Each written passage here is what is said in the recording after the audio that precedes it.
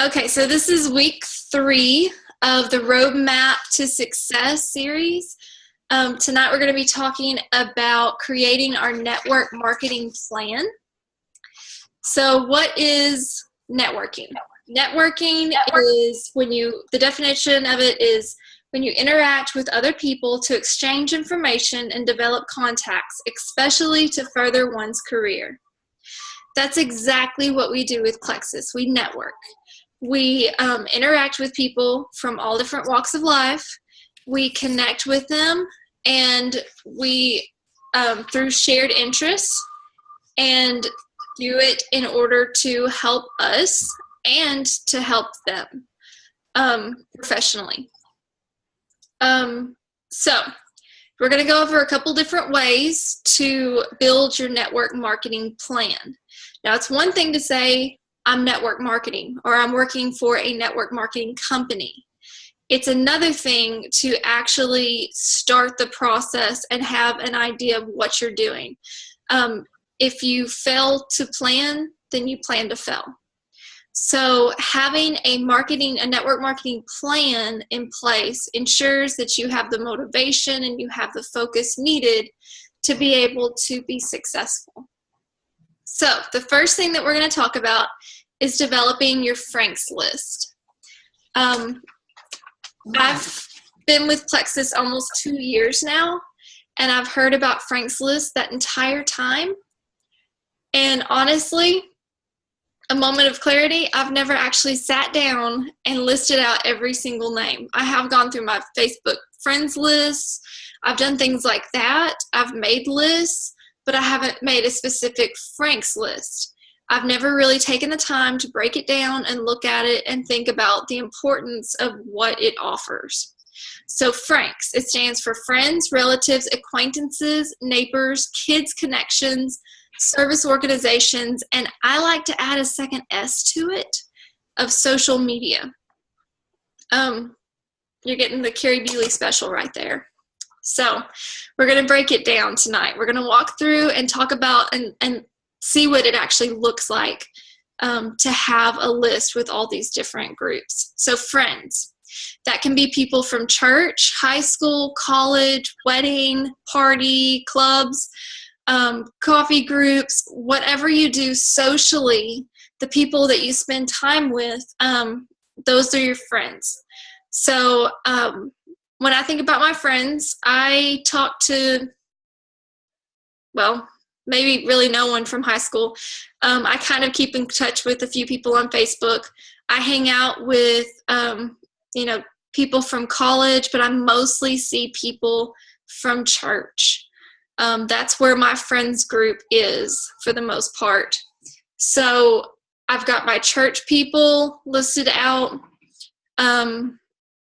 And that's how you can kind of break it down as you think about, okay, what's my daily activities? Who do I hang out with? Those are your friends. Pretty simple. You can't really dwell on that too much. Relatives that's your parents, brothers, sisters, aunts, uncles, cousins, in-laws, grandparents. It's kind of black and white. Relatives. So everybody has relatives that need these products. One of the main reasons why I started working the business is because once I saw the potential with the products, I wanted to be able to share those with my parents because I knew that they needed these products. Now, I signed my mom up, I signed my sister up, I've got a cousin, I have aunts that I've talked to, but sometimes family's the hardest. They'll either jump right on board and then they'll kind of fall off and won't take it very seriously, or it'll take forever to convince them that you're not in a pyramid scheme, that you're not doing some crazy thing. I know it took my mom about 6 months, and this is 6 months, but she was watching me go from depressed to happy, from overweight to losing over 30 pounds, from being in constant pain to being able to run around and play with my son. She saw the difference in me, yet it still took 6 months for her to join and see the potential in it. So family can be hard. That doesn't mean they don't need your attention. So that's why they're on the Franks list. A, acquaintances.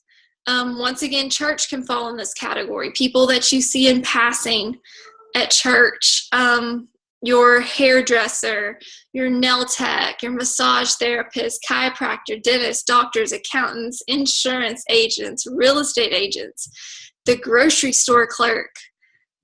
If you go to the grocery store at around the same time every week, you might bump into some of the same people. Seeing people at a coffee shop, if you go to a coffee shop at a certain time or whatever fits in your schedule, those are your acquaintances, people that you don't have a deep relationship with, but you're still in contact with them on a regular basis. Neighbors.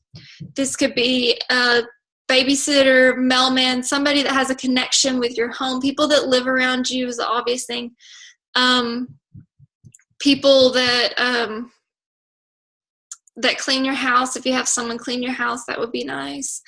But people that you deal with on that level, that's not really an acquaintance, somebody that you really talk to, but it has some kind of a service.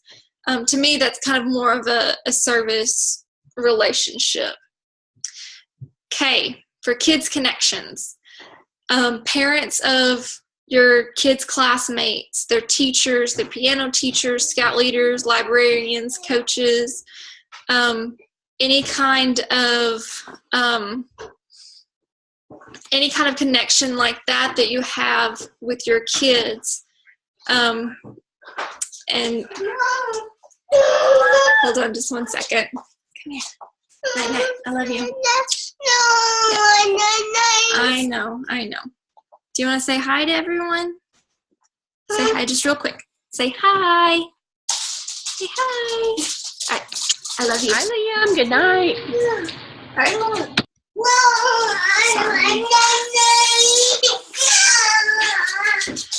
We're having a week. Like, this week has been a month.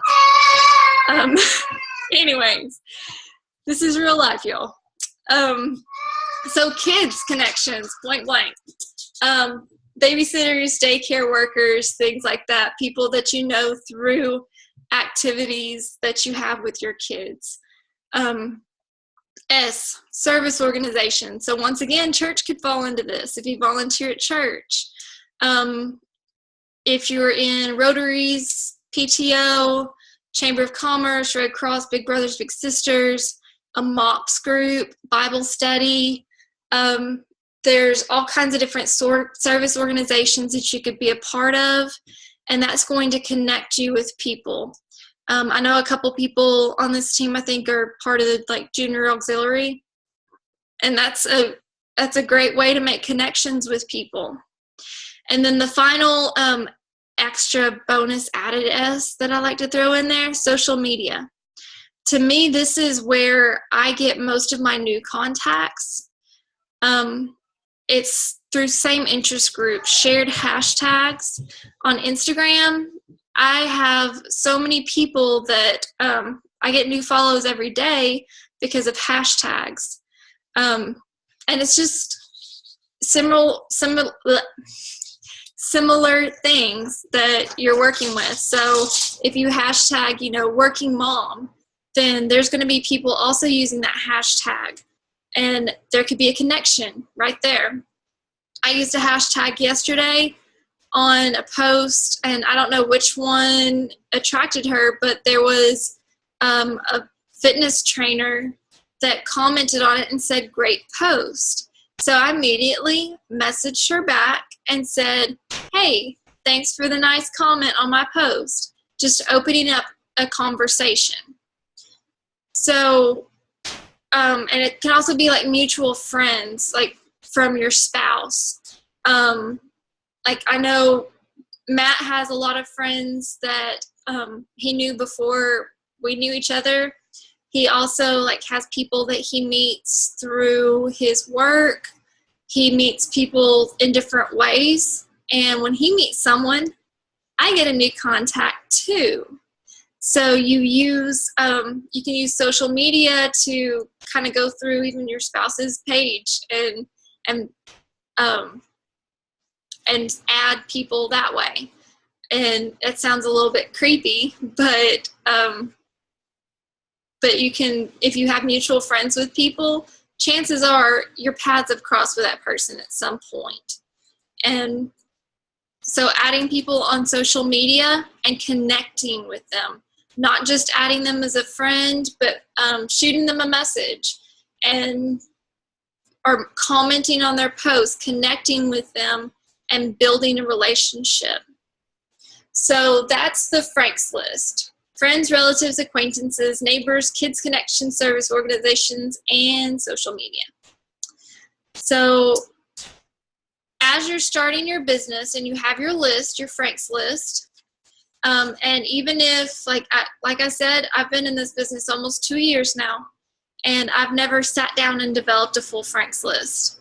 That's going to change. It's never too late to sit down and make a list, because there's people every day that I'm like, why haven't I talked to them about Plexus yet?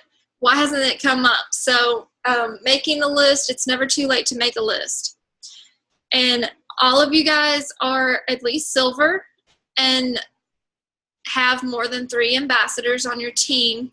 So this next part doesn't really apply directly to you in the going silver aspect, but me plus 3, it's a simple rule. Every month we try to go silver. So add 3 new ambassadors. If you add to that and say, okay, I'm going to add 3 new ambassadors and I'm going to add 3 new customers each month, then that's going to go, you're going to go silver every month, which will grow your team and help you duplicate. Now, if you are constantly adding people, just adding and adding and adding and adding, and you're not training these people, you're not bringing them in, you're not teaching them duplication, they're going to fall off. So it's really important to teach duplication. Lead by example, show people how to work the business, and help guide them at the beginning of their business. And so they will learn to add and duplicate the same way that you are. So teach your ambassadors to go silver as soon as possible. If they can add 3 people, they get a $100 bonus, and it's very doable. So work with people, get them silver as soon as possible. And this goes right along with the rule of the power of 3. So as you add 3, then your 3 adds 3 apiece, and then they all add 3, and the duplication happens over and over and over all through your levels, then it's not all on you. It can be very intimidating when you're starting out and you're looking at the numbers. You're thinking, okay, well, I've got to add 20 people to my team before I can go gold. You don't personally have to add 20 people.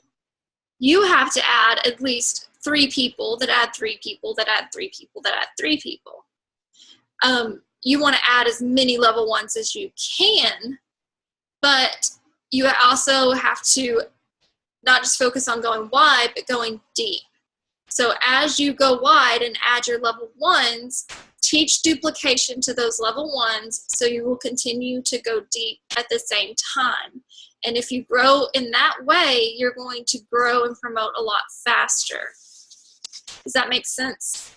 Sort of. And the last thing that I want to go over tonight is to develop your elevator speech. So your elevator speech is a quick, like you meet someone at the grocery store and you say, you make small talk with them. And then ask them, hey, what do you do for a living? Most of the time, they're going to return that and ask you, what do you do for a living? And that's when your elevator speech comes in. So your elevator speech is about 30-second, just brief description of what you do. So be prepared, have it memorized, know in your mind beforehand what it is that you want people to know that you do. That way you're not caught off guard and you're not just stumbling around, and you also don't vomit information at them. So your elevator speech, you can kind of fill in the blanks. Use this as kind of a guide. I am blank, who works with blank, who wants to blank in order to blank. So that's kind of a structure that you can use. My elevator speech, it doesn't really follow that structure to a T, but what I normally tell people is along the lines of, I work for a health and wellness company that provides natural solutions to many common health issues. I also help people reach their health and financial goals by offering them support and one-of-a-kind business opportunity. You want to keep it short. You don't want to be in their face. I do not usually lead off with, I'm a Plexus ambassador, because a lot of people have seen Plexus posts, and they may have seen some really bad Plexus posts on social media.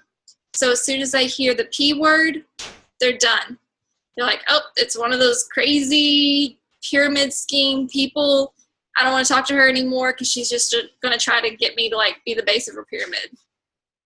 So I usually just explain what the company is. It's a health and wellness company. It provides natural solutions to common health issues. I didn't say anything about weight loss, didn't say anything about Plexus, and I left it open-ended so people will ask questions. And people will usually ask, oh yeah, what company do you work for? Or what kind of products do you have? Or something like that. So it's kind of a, that's kind of what I prefer to do. I'm kind of socially awkward, honestly. So it's hard for me to just kind of talk with a stranger, and especially to recommend myself or to come off like I'm just trying to sell something to them by talking to them. So I usually try to leave it very open-ended, and try to end it with, hey, yeah, I'd really love to connect with you. Can I add you on Facebook? Or are you on Facebook? Here, why don't you put your name in and I'll add you. Hand them your phone, have them add themselves on Facebook. That's a pretty non-intrusive way. They're your new friend on Facebook. They're going to see your posts. You can shoot them a message, follow up with them, and, later that day or the next day and say, hey, it was great meeting you in the grocery store. I really hope you enjoy those carrots you bought. So find some reason to follow up with them and just say something kind of nice, and that will connect you on Facebook, and that will help your post to show up in their newsfeed, and it might start a conversation. So if you can start a conversation with them, then your stuff's going to show up in their feed more, and before long they're going to be interested in what we have, because what we have to offer, people desire. They want what we have to offer. So if they realize it or not. All right. So I'm going to go ahead. Do you guys have any questions or anything? I know it was kind of a quick run through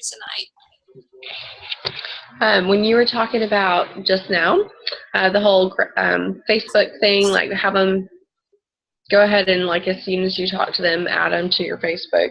I did that when I had the booth last weekend at the City Mall. I talked to some people afterwards, and I gave away door prizes also.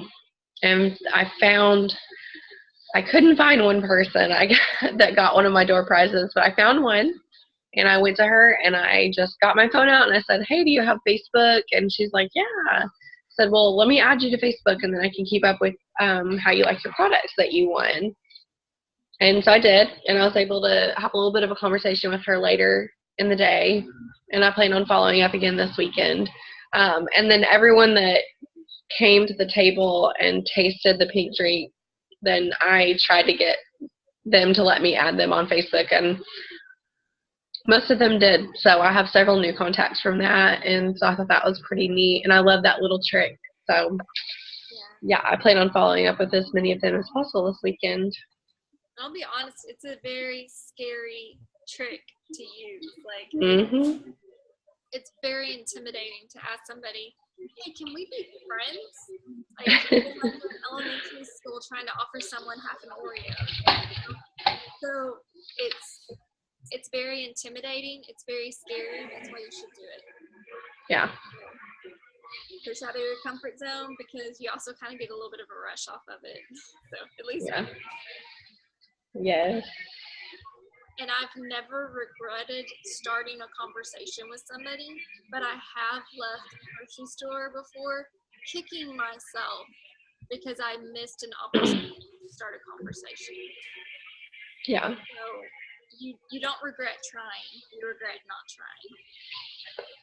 trying. With the Frank's list too, in the new welcome kits that we get with the success kit, in that booklet there is a page with the Frank's list, and you can fill it out in that, and I think I've used that, and that's really handy. But I do forget to go back to it sometimes and add to it. I'm really bad about that, so that's a good reminder. I'm going to add your extra S to it. I have heard a couple different things. I've either heard, like, for the S, service organizations or spouse contacts, but I prefer the social media because I feel like that's kind of the biggest draw that we have for contact. Yeah. Anyone else? What if you talk to somebody and then they tell you that they don't have Facebook? I had someone do that. Beyond give them your business card and information. You can ask for their phone number. Yeah, but or their email address. That's true. But yeah, I had one lady say, "Oh, I don't have Facebook." I was like, "Okay, yeah, okay." But yeah, I think you can read their body language whether they really don't have Facebook or not, and if you really think that they don't, then ask for their email address. And if they won't give you an email address, they're probably really not interested at all. But if they'll give you the email address, I feel like that means they at least are a little bit interested. That's true. Because I talked to somebody, she was diabetic, so she was like genuinely interested, but I haven't seen her again. It was actually somebody at church. Yeah. But I gave her my card, but I'm hoping to like bump into her again. But I haven't seen her. Well, and it's a good idea to ask for their information. Yeah. Chances are, a business card's going to get stuck in a wallet or in a purse or something, and it's going to be forgotten about until 6 months later when they clean out the purse, and then they're just like, oh yeah, I don't even remember what that was about. So getting their information and finding a way that you can contact them ensures that you can follow up. So it's just taking control of the situation and keeping the control and the power to contact in your hands. Anybody else? Alicia? You're awful quiet. Yeah. I need to make a list. I need to get to work. I think you've got the family part covered though. Done. That's all the friends I have too. So friends, family. That's funny. All right. You need to work on your angst list. Yeah, exactly. Another one of the service workers, it could be like when I did that booth, the girl with the booth next to me was selling lip suit, and I would ask her a lot of questions about her product, and I let her add me to her lip suit page. And she had her mom with her, and neither of them had ever tried Plexus before. And so I was able to make a kind of a service contact with them, and I got to talk to them about what issues they had, and they tasted it and they loved it. So that could be another like service, I guess, or I don't know, maybe acquaintance. Where would that go under? Yeah. I'm bad at Frank's listing. But it's not somebody that you have regular contact with, so I don't know that they would be an acquaintance. Yeah. So I would say I would say service. Yeah. That seems right. You could almost change, it doesn't match with the letters, but you could almost change service to like business acquaintance or professional. Ooh. Yes. Frank isn't spelled with a P in it, so. Yeah. Well, it's like, like when you do a booth somewhere, sometimes you feel like, am I making a difference here? Am I really making anything? And I think it's really good to get it out to the public, but really my focus is turning to all of the other booths around me, because those people are already okay with MLM. They're already okay with personal businesses, and they understand the need of it all, and that it's okay. And I feel like that's half the battle sometimes. And so I've really started focusing when I have my booths, even when we did the Las Vegas Half Marathon with the Heffleys last year, I really talked to a lot of people that were doing booths. And so that's kind of like, I really love talking to everyone about it and letting them taste it and getting my card in their hand. But really, I feel like one of our best avenues may be those other people running booths. So I think they should be S's. Yeah. Have you actually gotten some of them to join you order or? No, not yet. But they're interested. But they seem more interested than anyone else. Most of the time at events like that. Mm-hmm. I don't know. To me. Okay. I may focus on that more this year.